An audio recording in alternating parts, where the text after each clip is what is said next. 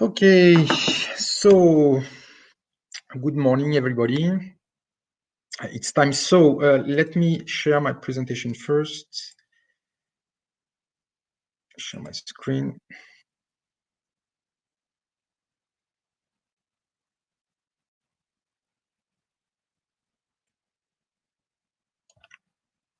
Okay, so we have some connection issues with Françoise Durieux, who is trying to reconnect again.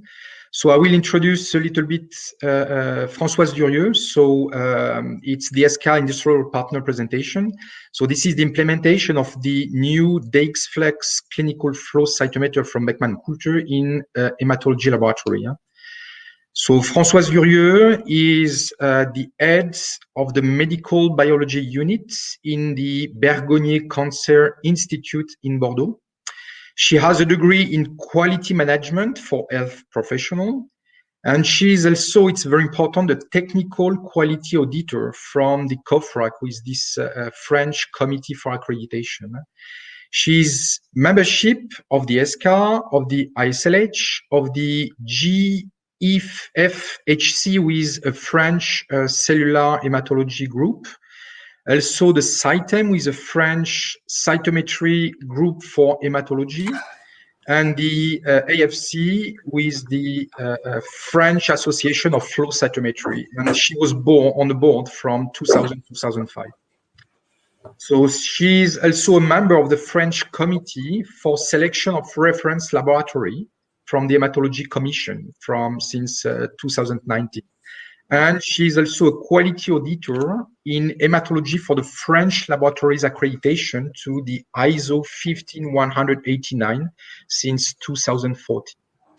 So the talk will be based on the DXFlex. So the lab was acquired for years with the Navios 10 color flow cytometer, and they acquired last year the DXFlex cytometer.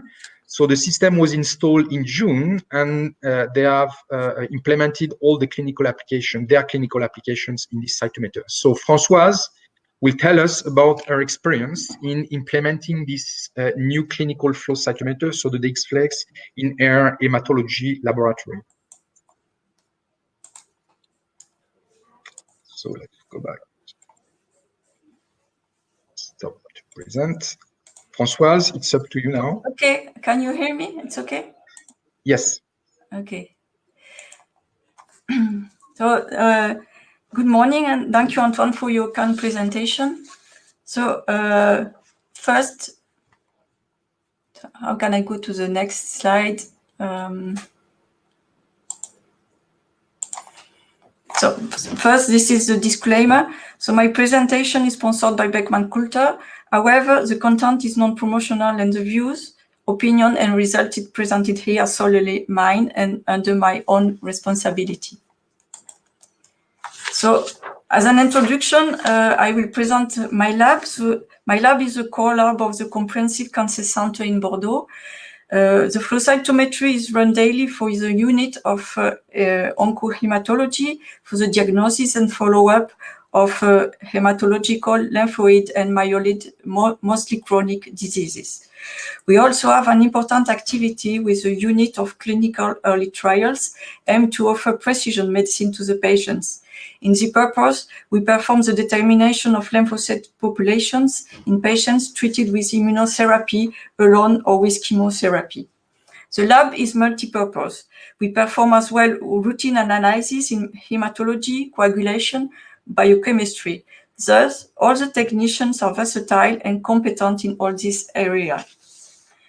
Implement a new cytometer in such a lab has thus some constraints. Firstly, the resources are limited to the actual number of technicians. We cannot interrupt the routine and regular flow cytometry activity. We have to ensure that no supplementary risk will occur in the regular activity and the display of results. And as the lab is accredited, we have to stay in conformity with the ISO 15189 norm and the French accreditation requirements. Furthermore, we choose to take the opportunity to change our antibody combination from 10 to 13 colors, and when possible, from homemade liquid combinations to dry unitized combinations with sometimes addition of liquid single antibody. So how did we manage all this process? We started with the analysis of the risks using the FMECA and Ishikawa methods. We went through all the steps of the process and for each one calculated the risk index that highlighted. You can see here, it's in French, but I will go back in English then. So this index highlighted the major risks to be controlled. Françoise, I think the slides are frozen, so we are still in the slide number 4. Oh, okay. 4. Yes. Where Now we see main features of the DXFlex. Yeah, so analysis risk, right? Okay. Is this okay now? Yes. Okay. So the major risk determines the major steps of the implementation. The first one is to determine the ambient conditions for the flow cytometer and the ergonomics of the flow cytometry lab area. Then we had to determine the user's need of learning according to their skill and competencies, from routine users to experimented users. This point led to prepare and plan a teaching program. We had to determine the experiments necessary for the validation of the performances of the DXFlex according to our use and to compare the results with our previous cytometer. Finally, we had to validate the connection and the automatic transfer of the results to our laboratory information system. I will now focus on the technical point of this part. So I will briefly first describe the main features of the DXFlex that led us to choose this cytometer. The DX is a small cytometer that fits can you see the slide? I think it's frozen. No, it's okay. We can see the slide. The 9? Yeah. Okay. So the DX is a small cytometer that fits on a 1.5 meter long lab bench, even with the sheets and waste cans and the computer that you can see on the right. It has no compressor, only a pump, so there is no ambient noise, which is very appreciable in a small lab. It is equipped with a carousel with identified position and the possibility to associate a unique identifying number of the sample to the position. The optic system is composed of 3 lasers with 13 fluorescents and 2 light scatters detection. The fluorescent light travels through optic fibers with a short travel distance. The detection system is composed of 3 compact optic blocks, the wavelength division multiplexer, 1 for each laser, and the light transmission is directed with no dichroic filters, but with only mirror bandpass filter. Thus, this system minimizes the loss of light energy and allows high yield light transmission. Maybe the most important feature is the nature of the detector. Instead of usual PMT, DXFlex is equipped with avalanche photodiode. In APD, the energy of incident light is converted to a pair of electron and hole. Applied voltage accelerates the electrons through the multiplication area of the detector, and each electron creates in turn another pair of electron and hole, and so on. Thus, the number of electrons is directly proportional to the number of incident photons. Increasing the voltage increases the energy of the electron and amplifies the signal in the linear way, as you can see on the graph on the right. The linear detection is very important because it means that the compensation matrix obtained at one gain setting can be used for different gain settings. Along with linearity, APD detector improves the sensibility in low signal. They have better sensitivity than PMT for low energy photon, which for us are emitting infrared fluorescence. The examples shown here are 8 peaks rainbow beads analyzed on FL5 PC7 with a blue laser and FL8 AA750 with a red laser. On the left, with classical PMT on the Navios, the first 3 peaks are barely separable. As with APD on the right, the 3 low-intensity peaks are easily isolated. There is less spreading due to spillover infrared channels, and the setting of compensation are easy. In the next slide, I will show some examples of this characteristic that we observed in real life. Finally, the digitalization of the signal is on 7 decades, which allow a good discrimination of low-intensity signal. Can you see the slide?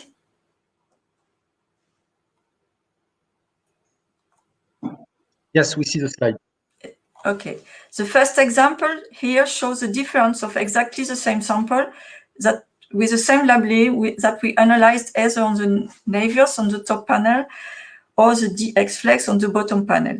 As you can observe in the middle graph, infrared fluorescence separation between negative and positive CD3 cell population is much better on the DX Flex. The same observation can be reported with CD4 PC7. The separation of CD4 low expressing cells such as monocytes from negative population is much better on the DX Flex. Here is another example of the improvement that we observed with the DX Flex. Left panel is a CD4 PC7 with HLA DR ECD labeling. First, the spreading due to ECD spillover in PC7 is less important. Then the low expressing CD4 cell population is more easily separated from the negative. The 2 right panels show CD56 APC A700 labeling. What is important again is the difference in the separation of CD56 positive cells from negative cells. In this example, the percentage of positive cells is not very different between the 2 instruments, and we can easily identify the cell with the help of the CDs, but in some cases, it can be tricky to set a threshold for positivity when the separation is not clear. Globally, we found an improvement in the analysis, especially for cells with weak expression of CD. I will now present the daily setting and compensation setting. Each morning, a daily QC is run for the control of the settings of fluorescence peak CV, laser power, and laser delay. For each lot, the targets are downloaded from a Beckman Coulter internet site. The report is easy to interpret. Green is good and red is out of specifications. For example, here on the right, this QC was run as expiry, and the result is abnormalities of the gain settings because the median fluorescence is lower than the target. So when the technician sees it red, he knows it has an action to provide. The standardization of the experiment is a second step with the flow set beads. This step allows the control of the gain and the median fluorescence intensity as compared to a target. Adjustment is automatic in the specification range that you can see on the... No. Sorry? The slide is frozen again. So you are on 16? On the daily QC. Okay.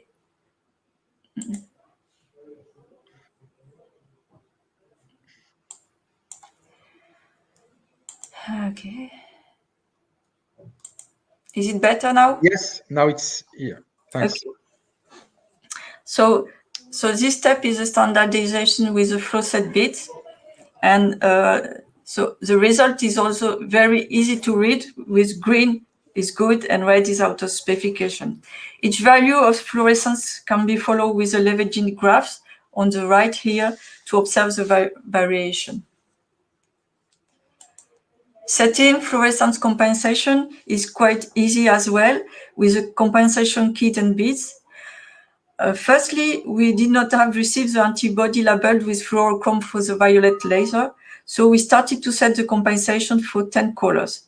The software calculate the spreading in all the channels, even the ones that are not used. For example, here, all the violet channel. The result is a compensation matrix that we can save in the library. Then, in a second time, we had 3 more antibodies for the violet laser. As the compensations were already calculated for all the channels with the first 10 colors, we just had to complete the compensation matrix with the 3 new colors, fluorochrome, without running all the experiments from the beginning. The additional compensations were saved in the library, and now we have here on the right full libraries that we can use for new experiments. Of course, sometimes we have, and for some specific samples, we need to adjust the compensation. We do this while analyzing, and it's very quick. So now I will present the results of the performance of the tests that we performed for the performance of the DXFlex. First, we had to determine the new panel of antibody. Here I show the example of our lymphocyte screening panel from 2 tubes with homemade combination with liquid single antibodies. We switched to 1 single tube with dry antibodies. In this tube, we had manually 3 single liquid antibody labeled here in red. Finally, from 25 tubes for 8 different panels, we lowered down to 20 tubes. The precision performance were evaluated for quantitative and qualitative measurements. For quantitative measurements of enumeration of lymphocyte population, we did repeatability, reproducibility, accuracy by internal QC and external QC, uncertainty, sensibility and detection thresholds applied to B lymphocytes in the aim of determination of minimal residual disease, and comparison with the previous method. For qualitative measurement, we characterize the cell type by expression of CD, sometimes by the intensity of expression. We evaluated the diagnosis accuracy by external QC and compared with our previous method. The repeatability was done on 5 measurements on the same label sample, 1 fresh blood and 1 IQC. The CV distribution of each cell population was compared to our acceptable CV. You can see here that only the CV of the percentage of CD19 positive cell in fresh blood was above the acceptable CV. This was due to the very low number of lymphocytes in the sample and the low percentage of CD90 cell, which allow a wider distribution. For reproducibility, we did at first 30 measurements on the internal QC and 2 levels. The CV of CD8 was above our specification, so we slightly modified the analysis protocol. Now, all the CVs are very low and stable and demonstrate the precision of the cytometer. Accuracy was evaluated through the interlaboratory comparison and external QC. Interlaboratory comparison allows to follow our CVs as compared to the group CVs, and external QC allows a comparison of percentage of CD expression on target cell population and gives an overall performance grade. For quantitative comparison with the result obtained with the Navios we did this on the percentage of cell type populations. Here on this slide, you can see the comparison of CD3, CD19, and CD56 lymphocytes. We did as well CD4, CD8, granulocytes, monocytes, and subpopulation of monocytes. In the top panel as a blended and Alban representation, and in bottom panel as a ratio representation. For poorly represented cell population analyzed with red-emitting antibodies such as CD19 and CD56, we observe a non-significant over-evaluation with the DXFlex as compared to the Navion. Overall, we had very good results for all the cell population. For For qualitative comparison, we compare the percentage of positive cells and the diagnosis obtained with the new antibody panels to our previous panel. Although the intensity of some CD was sometimes higher on the DXFlex due to better cell separation, we did not observe any discrepancy for the diagnosis. We did such a comparison for the 8 panels used for the diagnosis, with again no discrepancy.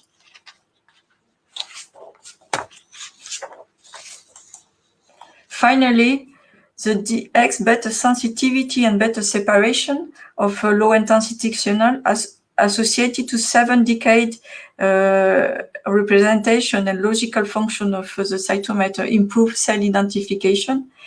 For minimal residual disease, we were able to analyze more than 6 million events in a reasonable time. We even went up to 9 million, but it generated too many data for the hospital computer for analysis data then. Here you can see low expressing CD5 cells, B cells, and we can individualize cells with CLL phenotype really easy. Can you start back? I think it's frozen again. I think it's, yeah. Is it okay? I'm in slide 27 right now. Yes. Okay. Yeah, perfect. Thanks. Okay. So these slides show the separation of poorly represented or rare event with a low expressing antibody expression. And as I tell you, we analyzed more than 6 million events in a reasonable time lapse. This is an example of a real sample of CLL follow-up. The number of leukocytes was 6.9 giga per liter. Lymphocytes represented 80% of the cells, and B lymphocytes a little bit less than 7% of the cells. On this sample, we analyzed easily 4 million leukocytes and easily identified a cluster of 25 events with CLL phenotype. Thus, the minimal residual disease was measurable at a level of 5.8 by 10 to the minus 6 cells for a clinical threshold of 10 to the minus 4. Of note is that the acquisition time for these 4 million cells was less than 20 minutes, which is very appreciable in the lab workflow, in the daily workflow.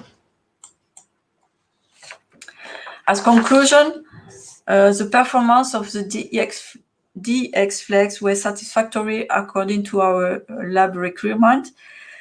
The handling is really easy, quick learning, and even for an experienced technician, the daily settings, standardization and compensation are straightforward and quick.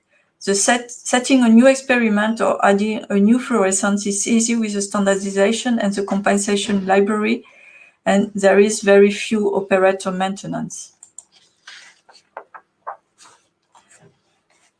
We observed an improved sensitivity, less background, better signal separation, which led to an improvement of analysis, especially with CD with low intensity expression, better performance for minimal residual disease detection. The availability of certain colors and tried antibody combination allows less manipulation, lower risk of error in manual antibody distribution, and a lot of time saving. The lower number of tubes result in non-negligible cost saving. Barcoding of the sample and positioning on the carousel avoid identification errors and allow transfer of the result directly to the laboratory information system. So all the team found it was a major improvement in the lab workflow and the reliability of the result.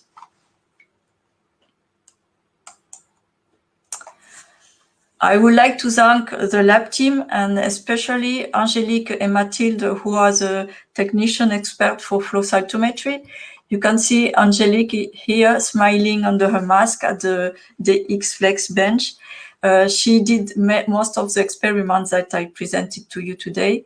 I would like to thank as well Beckman Coulter to invite me to present the implementation of the DXFlex in my lab. And especially Stéphane Saint-Georges, our flow cytometry application specialist, and Antoine here, who knows me since a long time and who always answer my naive questions with patience and pedagogy. Thank you for your intelligence. Very much, Françoise, for this talk. So now we are open for questions. We still have 4 minutes. There is a first question, I think. Can you read the question from Keith Meyer? Okay. So you have readjusted the protocol, the acquisition or analysis protocol to improve the CVs. Huh? So yes. What's Yes, we changed the acquisition gate. In fact, we just changed the acquisition gate for CD8. Okay. And what about absolute counting? Okay, so I've shown here the comparison of the percentage, but also we compare the absolute values for lymphocyte population and mainly for CD4, and also we didn't have any discrepancy with our previous method, and the results are also very good compared to the external QC. How you are doing the absolute counting? With beads. With beads, okay. I know we could do this directly with a pump, but I think it's very tricky to calibrate the pump and to keep this pump calibrated to have a stable pressure. So, okay, so this is the next question from Alan Dunlop. So you have not done any comparison right now, no, right? Between volumetric, not yet. Maybe, okay, not yet. Maybe in a second step. Okay.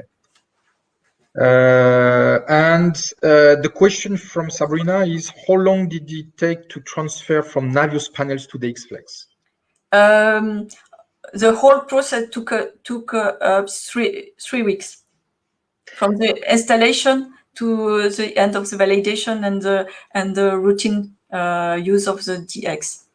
And I can add probably that the major you have also changed the panels. It's not just a transfer. So it's why in 3 weeks you have really transfer and modify all the panels. Yes, and qualify of the new panel. So compare with the old one and doing all the sample in duplicate with the old panel on the Navios and new panel. A question, I don't know if I understand quite well. How do you ensure that down-regulated expression of certain markers, this certain disease is identified if you don't have a normal compound population?